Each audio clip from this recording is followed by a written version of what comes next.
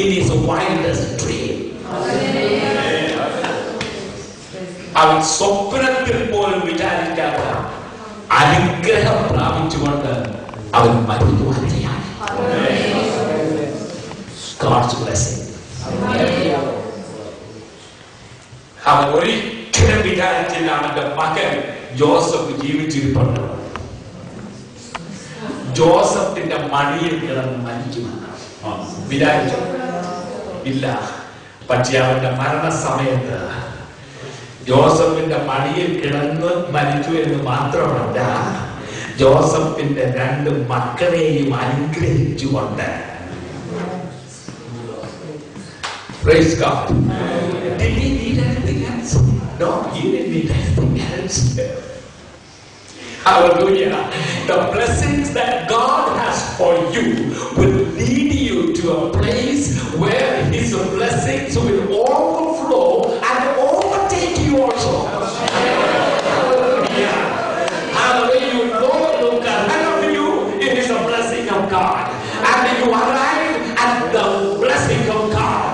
And you don't need anything else. What a blessing. നിങ്ങൾ സ്വപ്നത്തിൽ പോലും വിചാരിക്കാത്ത ആഗ്രഹിക്കാത്തതായ അനുഭവങ്ങളുടെ മധ്യേ നിങ്ങളെ ആക്കി തീർക്കുവാൻ ആ ബ്ലെസ്സിംഗ് ആണ് ദൈവം തരുവാനായി. Praise the Lord. Forget about the financial prosperity and health prosperity. That is for my God to grant me. He will take care of me. That is not my concern. My concern is I should be able to walk with God. I should be able to enjoy His blessing. What I could not even imagine. What I could not even expect. Thank you, Jesus. Hallelujah. Will come to me. But it did not come to him so easily. It came to him through a crippling experience of brokenness. He was wrestling. Even the angel of the Lord found that he was a bit too much. Yaakov ഒരു അസാധ്യ മനുഷ്യനാണ്. അവൻ easy ആയിട്ടൊന്നും surrender ചെയ്യുന്നവനല്ല. അതിനെന്തറിയോ, റെസിഡന്റ്മാര് depend ചെയ്യുന്ന ഒരു ബോണുണ്ട്, ഈ തായ് bone. ഈ തായ് born dislocate ആയാൽ പിന്നെ അവന് നിൽക്കാൻ പോലും ഒക്കത്തില്ല. റെസ്ലിംഗ് യു ഫോർഗെറ്റ്, നിൽക്കാൻ പോലും ഒക്കത്തില്ല. ഏഞ്ചൽ അവിടെ ഒരു ചെറിയ തൊഴിൽ കിട്ടും. ദൈവത്തിനറിയാം നമ്മളുടെ ജീവിതത്തിൽ ഏത് ഭാഗമാണ് ദൈവത്തിന്റെ അനുഗ്രഹം പ്രാപിക്കാതെ ഇരിക്കേണ്ടതിന് നമ്മളെ തടസ്സപ്പെടുത്തുന്നത്. അവിടെ ഒരു തൊഴിലുള്ളൂ. അതിന് നമുക്ക് സമ്മതമാണോ? ചിലപ്പോൾ നമ്മുടെ പ്രൈഡായിരിക്കാം, നമ്മുടെ അഹംഭാവം, നമ്മുടെ ജലസി, അസൂയ, നമ്മുടെ അൺഫോർഗിവിംഗ് സ്പിരിറ്റ്, നമ്മുടെ gossiping spirit, grumbling spirit, criticizing spirit, doubting spirit, any kind of evil spirit that are afflicting us, he knows, and he knows where we need a touch, and he will touch. If we want his blessing, we must allow him to touch that portion, that part in our lives that needs the correction, that needs to be eradicated from our life. നമ്മുടെ ജീവിതത്തിൽ ഏത് കാര്യമുണ്ടെന്ന് ദൈവത്തിനറിയാം. അവിടെ അവരൊരു തൊഴിലുണ്ട്. ദൈവം ചിലപ്പോൾ തൊടുമ്പോൾ നമ്മളെ ഉണർത്തമാക്കിയാണ് ശേഷിപ്പിച്ചേക്കാം. പക്ഷേ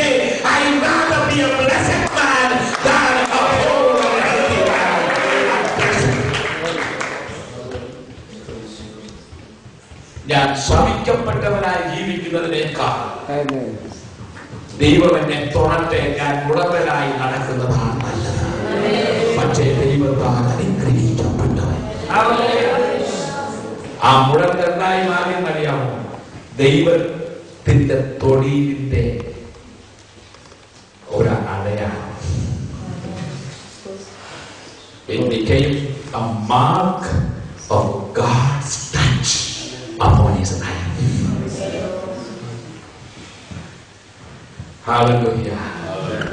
ചിലര് അവിടെ മരം നോക്കിയിരിക്കും, അല്ലാതൊന്നും ഈട് ചെയ്യില്ല. ചിലര് ദൈവം മുടന്തരാക്കിയതേ ഈട് ചെയ്യും. അത് നമ്മളെ കൂടുതൽ ഫലവത്തുള്ളവരാക്കി തീർക്കുവാൻ പുതിയ നിയമത്തിന്റെ ഭാഷയിൽ നമ്മളെ ചെത്തി വെളിവാക്കും. അതിനെക്കുറിച്ച് ഞാൻ കൂടുതൽ വിസ്തരിക്കുന്നില്ല.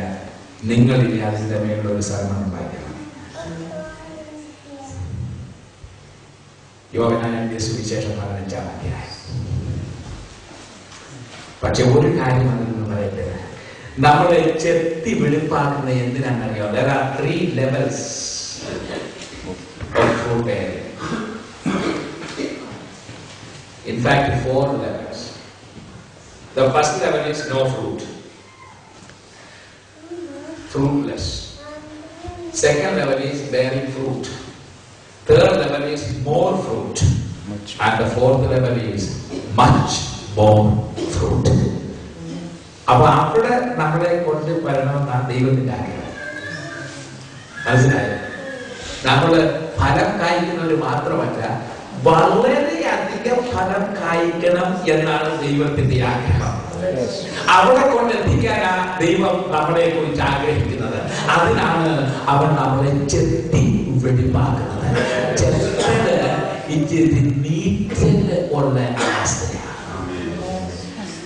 Sometimes it is difficult for us to go through. It's crippling. It's breaking us. ഞാൻ ഉദാഹരണങ്ങളൊന്നും പറയുന്നില്ല, നമുക്ക് സമയമില്ലല്ലോ.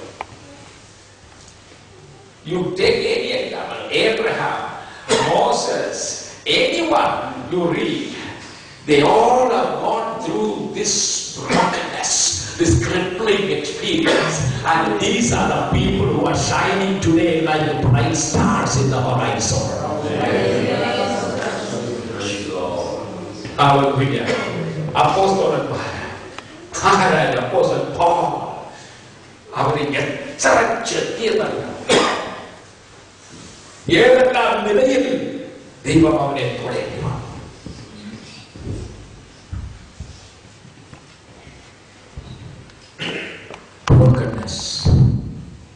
അവൻ 5000 പേരെ പോഷിപ്പിച്ചപ്പോൾ അവൻ അപ്പമെടുത്തു, അതിനെ അനുഗ്രഹിച്ചു. മൂന്നാമവൻ ചെയ്തത് ഞാൻ അതിനെ നുറുക്കി. അപ്പം നുറുക്കിയതിന് ശേഷം മാത്രമാണ് 1000 പോഷിപ്പിക്കുവാൻ.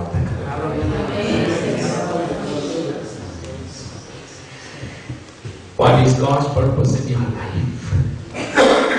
To make you much more fruitful.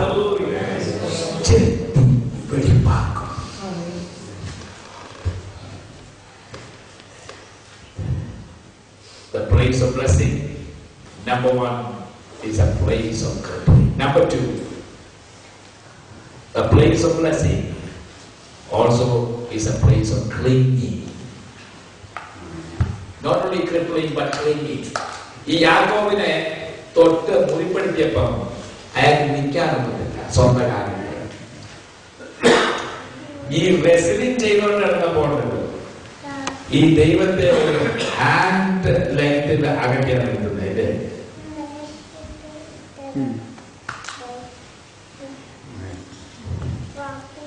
ദൈവം അദ്ദേഹത്തെ മുറിപ്പെടുത്തിയപ്പോൾ he could have done one of these 2 things.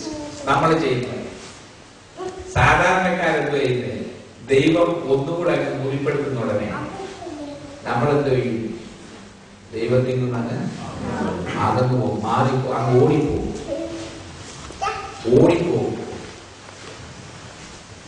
അതാണ് നമ്മുടെ ടെൻഡൻസി.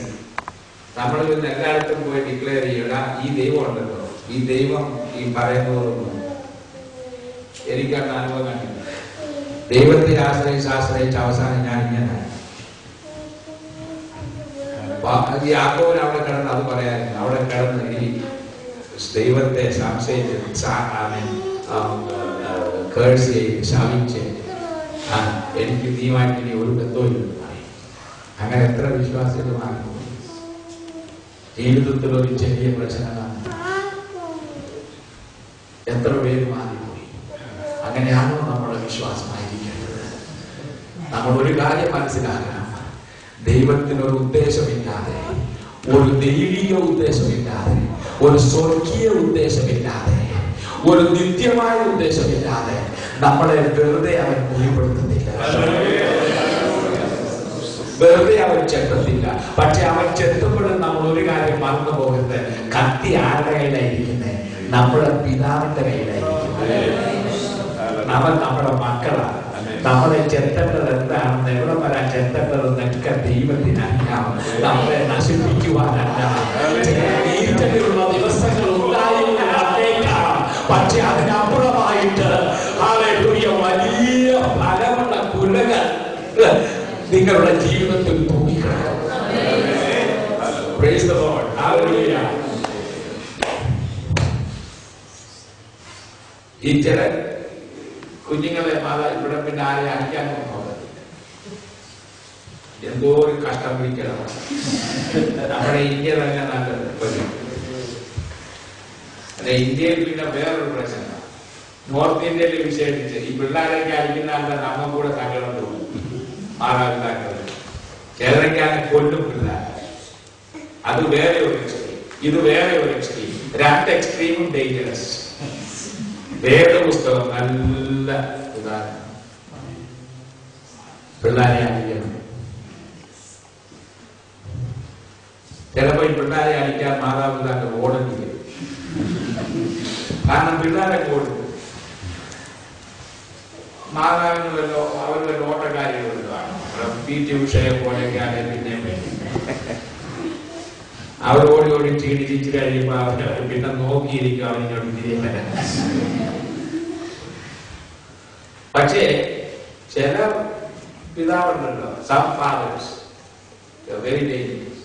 എന്താണെന്നറിയാം, നിങ്ങള് അവരടിക്കാൻ നോക്കുന്നുടനെ ഈ അടിയുടെ ഈ ചൂട് കുറയണമെങ്കിൽ ഓടുക എന്ന് വേണ്ടി എന്തോ എന്നറിയാം, ഒന്നുകൂടെ അടുത്ത് വന്ന് അവനെ കെട്ടിയടിച്ചാൽ, ഈ കെട്ടിപ്പിടിക്കുന്നുണ്ട് അയാളെ കയ്യിലിരിക്കുന്ന വടിയോട്ട് ഇങ്ങനെ അടിച്ചാൽ ഈ വടിയുടെ മധ്യഭാഗേ കൊള്ളുകൊള്ളു.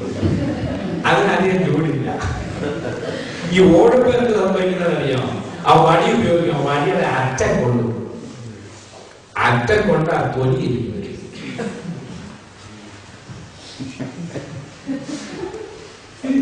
ഇവിടെ പിന്നെ നിങ്ങൾക്ക് അതൊന്നും പ്രശ്നമല്ല. ദൈവം നമ്മളെ തൊടുമ്പോ ഓടിപ്പോകരുത്.